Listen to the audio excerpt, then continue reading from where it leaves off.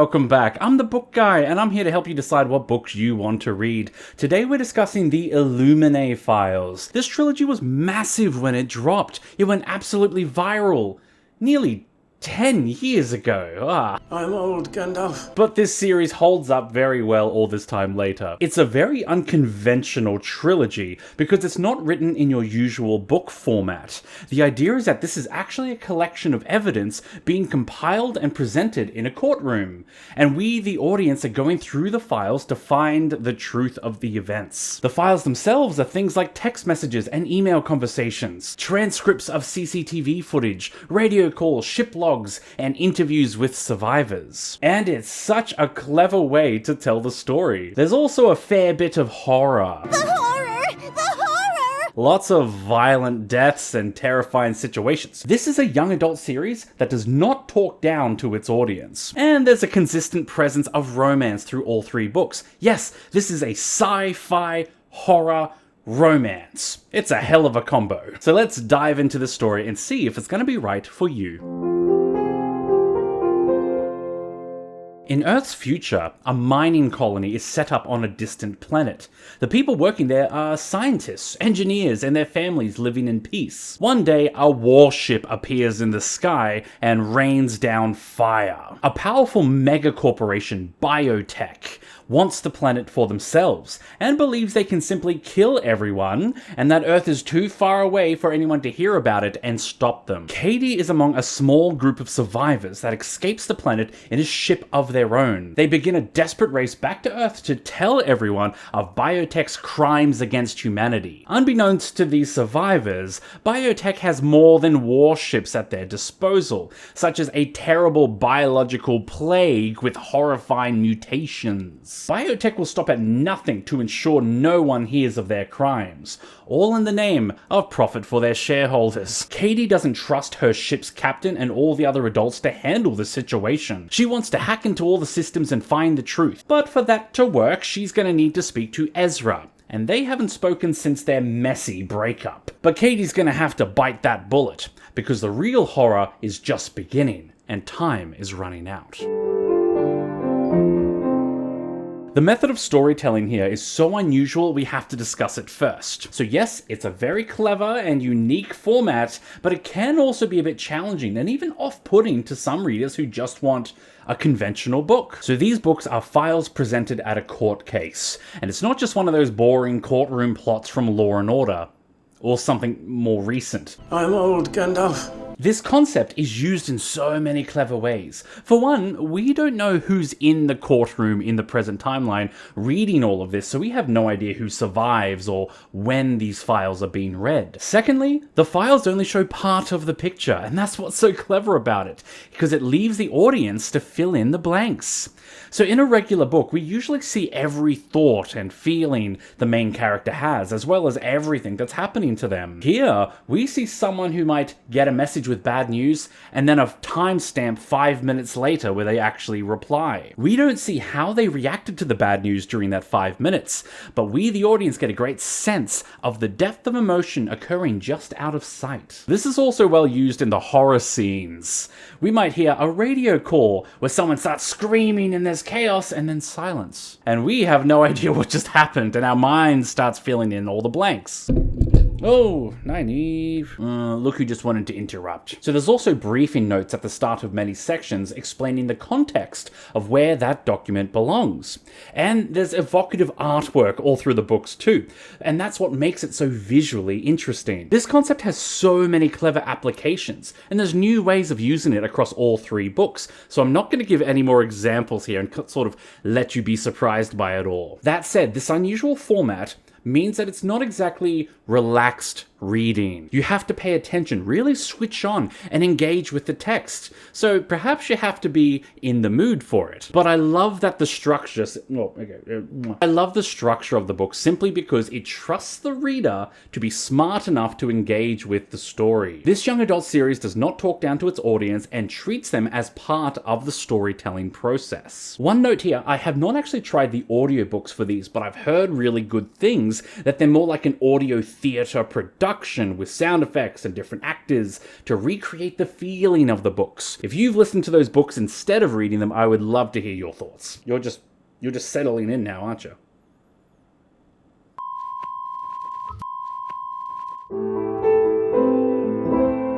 This series has a rare structure where each book adds another protagonist.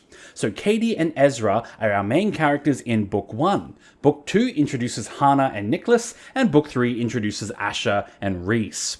And they all get incorporated together as the series goes on. We discussed this structure last week when we looked at the Shattered Seas, and it was also done in the Lunar Chronicles too. It is a bit of a YA trend, and as always, it can be a very clever way to shake up the dynamic of each book and keep things interesting. But the major drawback is that it can also prevent us from going deeper with our existing characters because they get less screen time. Anyway, because of this structure, we're going to look at the characters and plot lines of each book one at a time, rather than going through all characters and all plot lines like usual. This will be spoiler free, of course, it's just to give you an idea of where the series goes. Book 1 spends much of its time on board a spaceship on a desperate race back to Earth, and everything's going wrong. No one's answering their distress call, the leadership are in a state of panic and disarray, and no one's paying attention to the strange infection that somehow got on board. Also, something's definitely wrong with the ship's AI.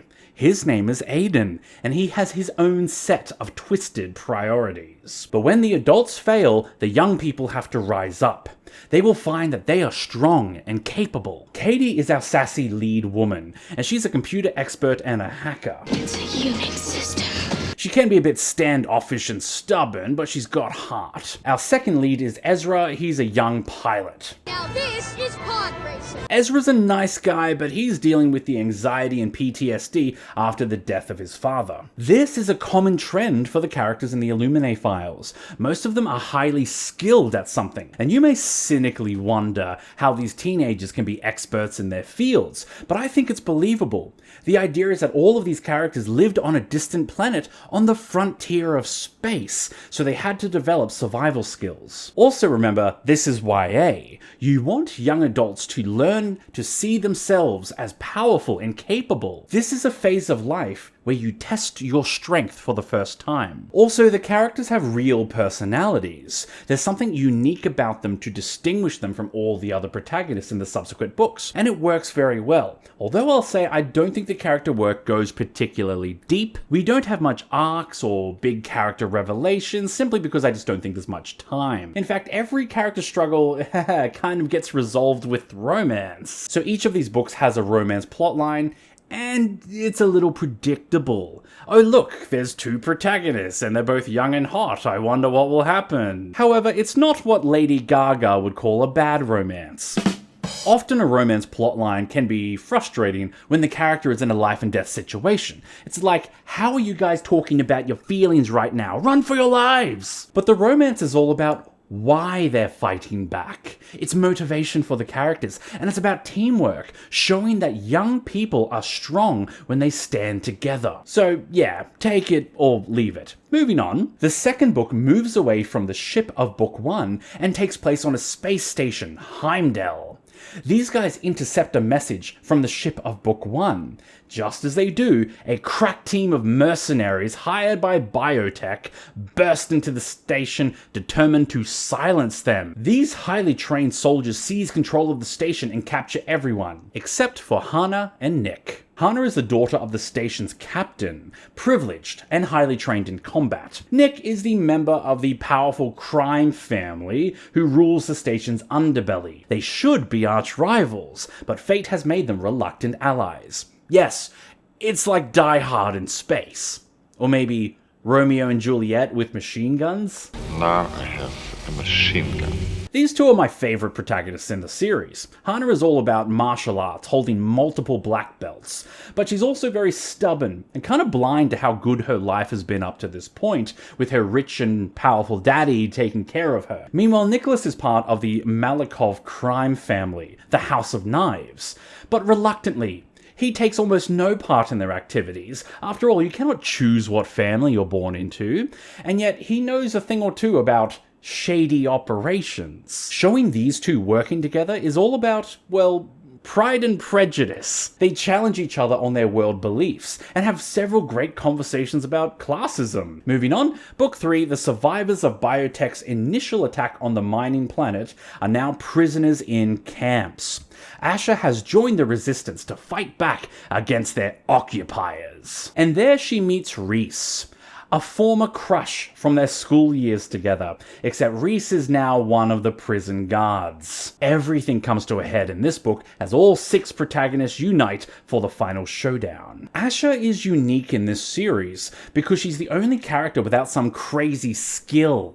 She's a regular person. She's like a hobbit in the group of warriors. And yet sometimes, as we've learned in The Lord of the Rings, it's the regular people who are capable of the greatest acts of bravery. Reese, on the other hand, is a dedicated soldier who's all about loyalty and justice and freedom. He just has no idea how these beliefs have made him so gullible. Now he works for a group that is openly committing crimes against humanity, and he has totally fallen for all of their lies and propaganda. Also, this prison guard is described as having blonde hair and blue eyes, which I think is a deliberate historical reference. Alright, let's discuss a major theme for this series. Yes, there's a good amount of horror here. The enemy biotech have terrifying biological weapons that cause mutations. There's some monster horror and body horror. There's also, shall we say, death by space. The dangers of space travel are shown here with unflinching realism. And of course, there's the creepy as hell AI, Aiden. We're talking murderous supercomputer who's actually sometimes very helpful and polite. He's so unpredictable and unhinged, it's great. Although there is a weird trend among the fandom to romanticize the killer computer. That's not great. But before you judge all the teenage girls, just remember there are grown men who romanticize the Joker and Walter White. I'm just saying, cringe is universal. Anyway, I like that the horror is once again not talking down to its audience. This series trusts that young adults can handle scary things, just like they can handle the unusual format of the files and engage with the story. This is all about showing younger readers that they can handle difficult subject matter and clever content. I think that's why it's such a popular series. It treats the reader as if they're competent. All of our main characters have a particular skill that they use in the battle with biotech. I think people don't appreciate how powerful it is to give characters skills. In Hollywood, if you want to show that a character is strong, you make them fight stuff. You want strong women? Make them kick stuff. And while that's all well and good, it can be a bit shallow. It doesn't necessarily inspire the audience. I mean, when was the last time you got in a physical fight? Maybe don't answer that. But I would argue that if you want to show that a character is strong, make them competent. Make them good at what they do, and it doesn't have to be fighting either. One of my favorite strong fictional women is Christian Avasarala from The Expanse. She's strong as hell, not because she fights physically, but because she's a great leader and politician. She's good at what she does. I like getting on. This month we've been discussing young adult books, and I think there are definitely plenty of writers who want to encourage and empower young adults, but to try to do so by creating characters that are just impossibly good fighters. But Illuminae is a great example of how to have strong characters who can empower the audience. It's not just about fighting physically. Yes, Hannah and Reese are fighters for sure, but the other 4 characters are a hacker, a pilot, a shady criminal, and just a regular person with incredible bravery. And Katie, the hacker, is the leader of the bunch. So if you want to write strong characters to empower your audience, remember that competence is better than strength. I hope we see more of this in young adult books. Illuminae has 6 main characters, 3 men and 3 women, and yet I would still say this is a female-led story. In all books, the girls have slightly more screen time, they're slightly more active in the plot, and I think it's safe to say they're the leaders of the group too. And while there is romance, the girls are not just there for the romance. They have other interests too besides boys, and the boys don't fix everything in their life as soon as the love happens. Do people assume all your problems got solved because a big strong man showed up? Yes, what is up with that? There's people of color in this series too. Now, yes, Asha is the only non-white protagonist, but the cast of characters we see are from a wide variety of different countries and cultural backgrounds. Many people have left Earth to explore space from all around the globe. There's only a little bit of LGBT presence here amongst a few side characters and none of the main cast. Regarding a content warning, yeah, there's a ton of violent deaths. So many people die horribly. I'm not gonna hide that. And there's a lot of variety to the deaths too. They're creative. Aside from that, there's really not much else to worry about. There's no sex or heavy adult themes here. There's no swearing. In fact, all the swear words have actually been blanked out. Remember, this is a courtroom.